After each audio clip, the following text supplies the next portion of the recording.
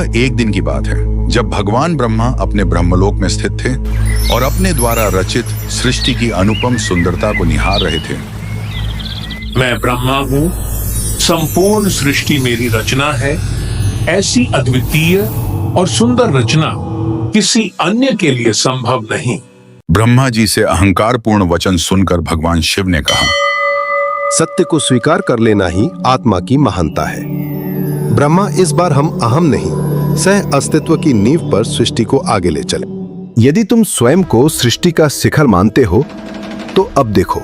जब शिव रौद्र बनता है, जब त्रिनेत्र खुलता है, तो न केवल गर्भ, सृष्टि भी भस्म हो जाती है। मैं स्रोत हूँ और वही रहूंगा। महादेव, तुम्हारा नृत्य मेरे विचारों के बिना अधूरा है, क्योंकि बिना आरंभ के कोई अंत नहीं।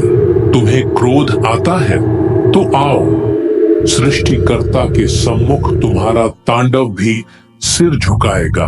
अहम में डूबे हो तुम, अपने व्यवहार का जरा भी भान नहीं है। तुम्हारे इन शब्दों का उत्तर तुम्हें मेरे तांडव से मिलेगा। और ऐसे शुरू हुआ महादेव का तांडव प्रलय की पहली गर्जना के साथ।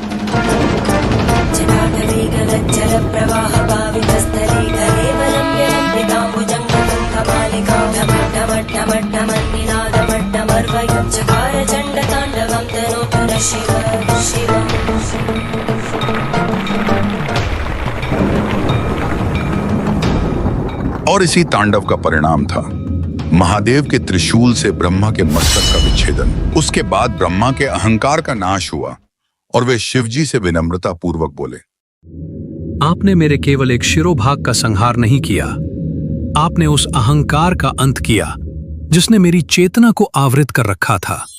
अब जब मैं सृष्टि करूंगा, वह अहंकार से नहीं, धर्म, संतुलन और समर्पण के आधार पर होगी। यह सुनकर भोलेनाथ शांत हुए, परंतु उनके मन में अभी भी उदासी व्याप्त थी। उनके हाथों में ब्रह्मा के मस्तक की खोपड़ी थी। ब्रह्मा हत्या, चाहे वो धन की रक्षा हेतु ही क्यों न की गई हो, इसका भार हल्का नहीं होता। ये पाप नहीं, पर ये पीड़ा है। मैं गंतव्य नहीं हूं, केवल मार्ग हूं, और आज ये मार्ग तप से होकर गुजरेगा।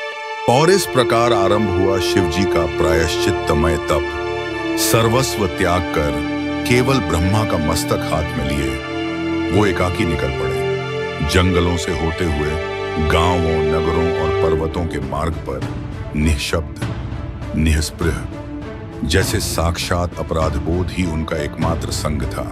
प्रकृति मौन है पर जानती है। ये जंगल मेरी पीड़ा नहीं पूछता, ये उसे सहता है। हर वृक्ष, हर पशु, हर छाया साक्षी है इस यात्रा की। काशी, मेरी ही सांसों से रची ये नगरी आज मुझे ऐसे देख रही है जैसे पहली बार गंगा की लहरें जो कभी मेरे जटाओं में ठहरी थीं, आज मेरे चरण धो रही हैं। जैसे वे कह रही हों, प्रायश्चित पूर्ण हुआ नाथ, अब विश्राम लो। और शिव पुनः शिव हो जाते हैं। अब कोई बोझ नहीं है, न समय का न स्मृति का।